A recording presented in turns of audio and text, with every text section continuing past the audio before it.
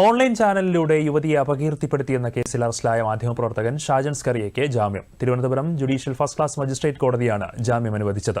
ഇന്നലെ രാത്രിയാണ് Shajan സ്കറിയയെ police arrest ചെയ്തത്.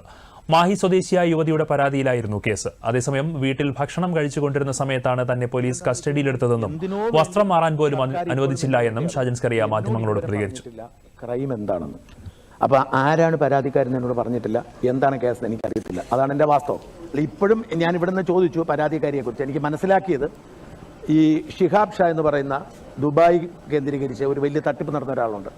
ഇയാൾ ഇപ്പം കേരള പോലീസ് ലുക്കൗട്ട് നോട്ടീസുള്ളതാണ്. ദുബായിൽ അയാൾ ജയിലിലാണ്. ഇപ്പോൾ ഇയാൾ എന്തോ ഒരു കെൻസ വെൽനസ് സെന്റർ എന്നൊക്കെ പറഞ്ഞുകൊണ്ട് നിരവധി ആളുകൾ തട്ടിപ്പ് നടത്തിയിട്ടുള്ള ആളാണ്.